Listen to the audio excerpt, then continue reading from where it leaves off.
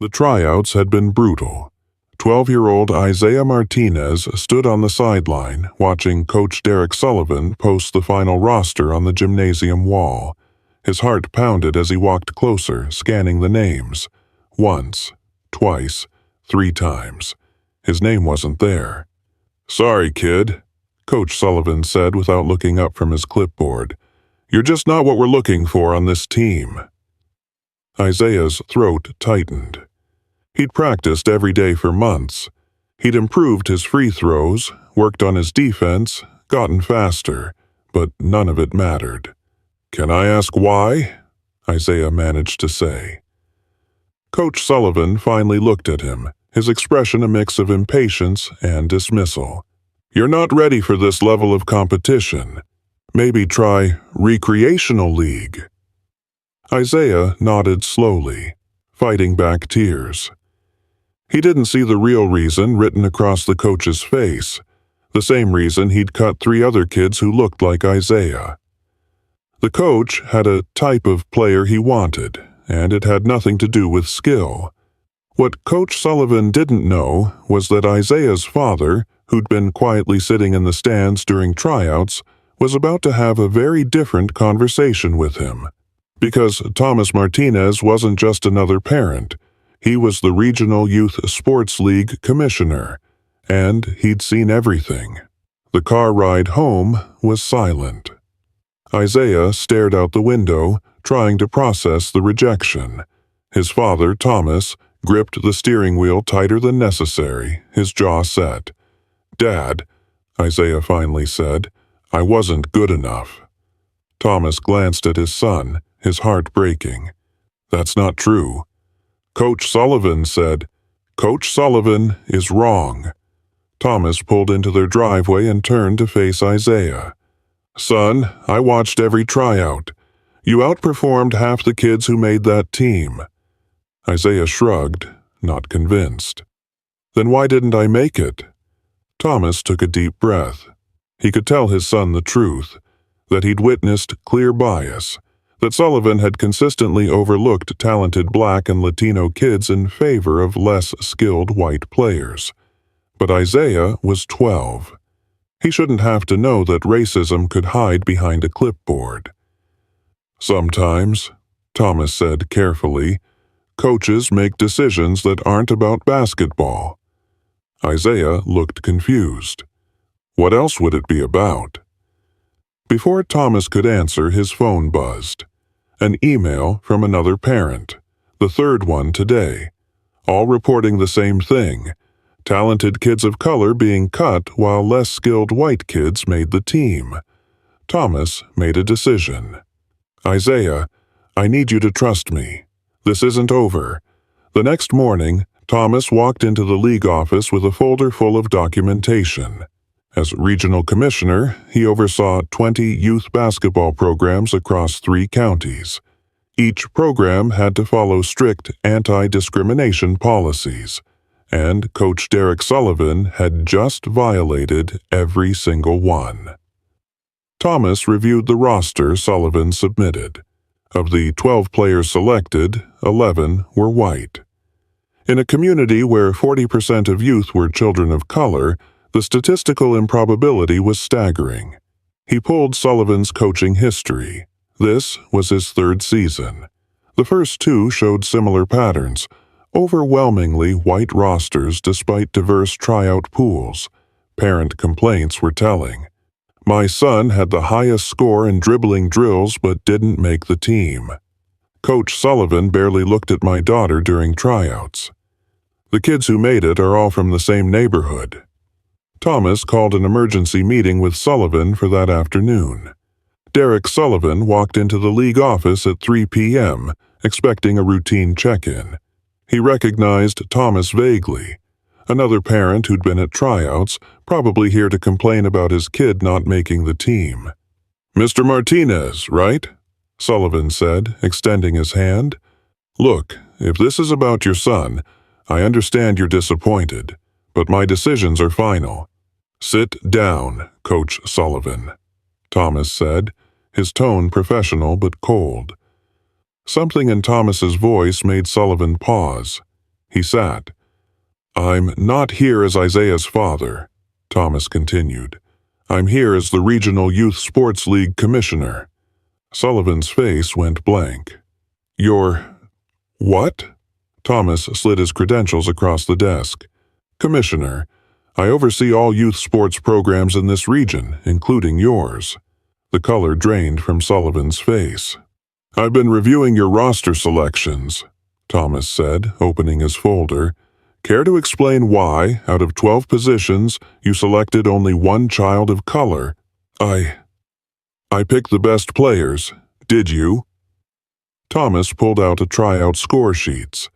"Because according to the standardized evaluation metrics we require, 6 children of color scored in the top 10. You selected none of them." Sullivan shifted uncomfortably. "The scores don't tell the whole story. There's intangibles." "Intangibles like skin color?" Thomas's voice remained calm, but steel had entered it. "I'm not racist." "Then explain the pattern." Thomas pulled out 3 years of rosters. Year 1, 9 of 12 players white. Year 2, 10 of 12 white. This year, 11 of 12 white, in a community that's 40% non-white. Sullivan's mouth opened and closed. "Coincidence? Mathematics doesn't support that. The statistical probability of this happening randomly is less than 2%. Thomas pulled out parent complaints. "I have 17 documented concerns about your selection process, all from families of color, all describing similar experiences: talented kids overlooked, minimal evaluation, predetermined decisions." Sullivan's face had gone from pale to red. "You can't prove anything." "I can prove everything." Thomas's voice dropped lower. "I attended every tryout session. I watched you spend an average of 4.3 minutes evaluating each child of color compared to 11.7 minutes for white children. I documented you running complex drills with one group while giving the other basic exercises. I recorded you making roster decisions before tryouts even ended." Sullivan stood abruptly. "This is harassment. You're targeting me because your kid didn't make the team." "Sit down," Thomas said quietly. The command in his voice was undeniable. "Sullivan, Saturday. My son not making the team is the least of your problems. Your problems are systematic discrimination, violation of league anti-bias policies, falsification of evaluation records, and creating a hostile environment for minority youth." Thomas pulled out the league handbook. "You signed this code of conduct. You agreed to fair and equitable evaluation. You violated both. What do you want?" Sullivan asked, his voice barely above a whisper. "I want you to understand what you've done to Sadiq. You didn't just cut 12-year-olds from a basketball team. You told them they weren't good enough because of how they look. You damaged their confidence. You made them doubt their abilities.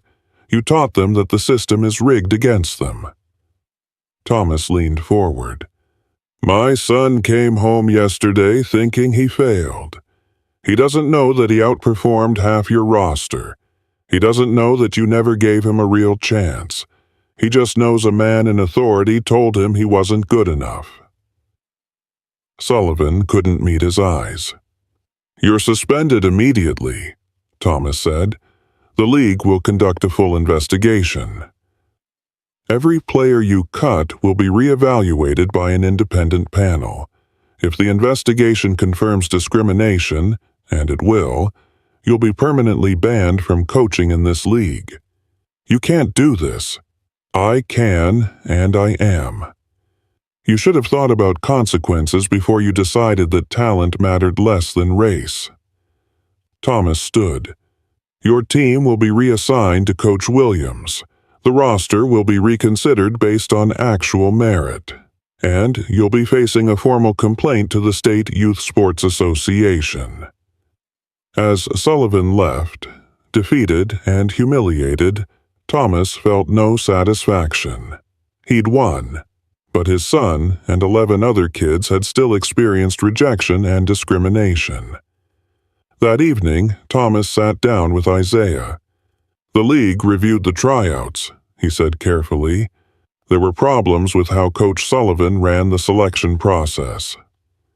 Isaiah looked up, hope flickering in his eyes. "You're being invited to retry out with a different coach, one who'll evaluate everyone fairly." "Really?" Thomas nodded. "Coach Sullivan made mistakes. They weren't about your ability, they were about his prejudices." Isaiah was quiet for a moment, processing. "Is that why Marcus and Jamal didn't make it either? And Sophia?" "Yes." "Because we're not white?" Thomas's heart clenched. He'd wanted to protect Isaiah from this truth, but kids understood more than adults gave them credit for. "Some people make decisions based on the wrong things," Thomas said, "but that doesn't define you. Your skill defines you. Your effort defines you. Your character defines you." Isaiah nodded slowly. "What happened to Coach Sullivan?" "He's not coaching anymore. The league has rules against discrimination. He broke them." "Good," Isaiah said simply. The reevaluation happened 2 weeks later. Under Coach Williams, a black former college player who believed in actual meritocracy, the roster looked very different. 9 of the 12 original cuts made the team. Isaiah was one of them. The team went on to win their division championship. Isaiah scored the winning basket in the final game, but, more importantly, the incident triggered league-wide reforms. New evaluation protocols were implemented. Blind scoring systems were introduced. Diversity training became mandatory, and parents were given clear channels to report discrimination. Coach Sullivan never coached again. His name became a cautionary tale in coaching circles. What happens when bias masquerades as expertise? For Thomas, the victory was bittersweet. He'd protected his son and other children, but he couldn't protect them from knowing that discrimination existed. The best he could do was show them that accountability existed too. 6 months later, Isaiah's team was featured in the local newspaper for their championship. The article included a quote from Commissioner Martinez about ensuring fair opportunities for all youth athletes. Sullivan, reading the article from his new job selling insurance, felt a familiar bitterness. He'd been canceled for making coaching decisions. He'd been targeted by a vindictive parent. But deep down, in moments of honesty he rarely allowed himself, he knew the truth. He'd let his prejudices cost him his position, his reputation, and his integrity. And the worst part? He'd hurt kids in the process. The lesson wasn't complicated. Treat people fairly, or face consequences. But for those who'd spent years operating without accountability, it was a lesson that came too late. If this story resonated with you, remember, bias in youth sports isn't just about games. It's about dreams, confidence, and children's sense of worth. When you see discrimination, speak up. When you have power to change systems, use it. Share this with someone who coaches, teaches, or works with youth. Remind them that their decisions shape not just teams, but lives. Subscribe to Real Justice Stories for more tales of accountability, fairness, and standing up for what's right, especially when children are involved. Thank you for watching. Remember, every child deserves a fair chance, and every adult has a responsibility to ensure they get it.